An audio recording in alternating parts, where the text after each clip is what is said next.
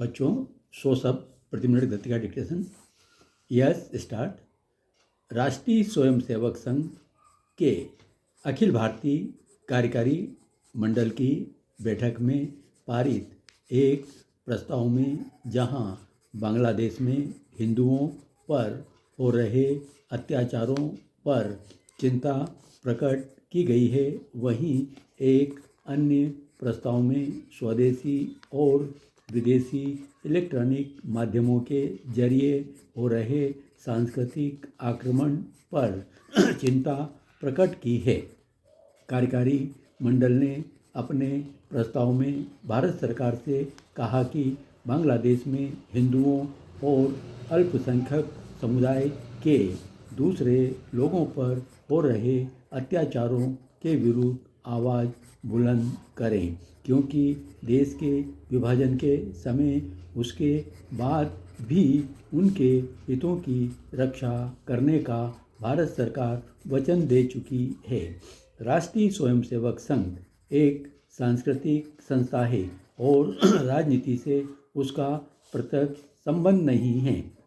वह हिंदुओं को संगठित करती है, उनके हितों की रक्षा की ओर समय समय पर सरकार का ध्यान आकर्षित करती है, लेकिन वर्तमान केंद्रीय सरकार उसकी इस उपेक्षा को पूरा कर पाएगी, इसमें संदेह है। जो सरकार अपने देश में हिंदुओं की रक्षा करने में विफल रही है, वह बांग्लादेश में हिंदुओं को क्या बचा पाएगी, इसमें संदेह है। कश्मीर में पाकिस्तानी आतंकियों ने बड़ी संख्या में हिंदुओं को खदेड़ दिया। लाखों की संख्या में लोग अपने ही देश में शरणार्थियों जैसा जीवन बिताने को विवश हैं। भारत सरकार अब तक उन्हें अपने घरों को वापस भेजने की व्यवस्था नहीं कर पाई है और न ही कश्मीर घाटी में आतंकवाद को समाप्त करने में उसे सफलता मिल पाई है। ऐसी दशा में बांग्लादेश के हिंदुओं की रक्षा वह कर पाएगी, इसमें संदेह है। बांग्लादेश में अल्पसंख्यक हिंदुओं पर हो रहे अत्याचारों के प्रति सरकार पूरी तरह उदासीन है।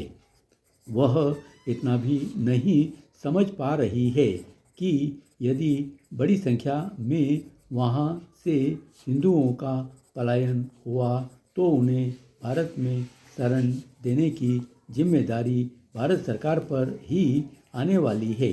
बांग्लादेश से बड़ी संख्या में मुस्लिम समुदाय के लोगों की घुसपैठ भारत में होती रही है और वे देश के विभिन्न भागों में अवैध रूप से रह रहे हैं। लाखों की संख्या में ऐसे लोगों ने मतदाता सूचियों में नाम लिखवा लिए हैं और भारत के नागरिक बन गए हैं। उन्हें पहचान कर वापस भेजने में सरकार पूरी तरह विफल रही है। अब ऐसे हालात बन रहे हैं कि बड़ी संख्या में हिंदू शरणार्थियों को भी भारत सरकार को झेलना पड़ सकता है।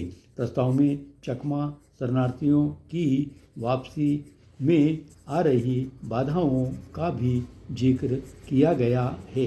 चकमा शरणार्थियों की त्रिपुरा के शिविरों से वापसी का सिलसिला बांग्लादेश की सरकार से लंबी वार्ता के बाद बड़ी मुश्किल से शुरू हो सका है। इन शरणार्थियों के भरण पोषण पर भारी धनराशि भारत सरकार को खर्च करनी पड़ रही है। करीब 60,000 चकमा शरणार्थी त्रिपुरा के शिविरों में रह रहे हैं। इन्हें वर्षों पहले बांग्लादेश से खदेड़ दिया गया था और इनकी संपत्ति और जमीनें वहां सेना के अधिकारियों तथा प्रभावशाली लोगों को आवंटित कर दी गई। वार्ता में यह तय हुआ था कि चकमा शरणार्थी सम्मानपूर्वक बांग्लादेश लौट सके। ऐसा वातावरण बनाना चाहिए, लेकिन इस दिशा में कोई कारगर प्रयास नहीं हुए हैं। धन्यवाद।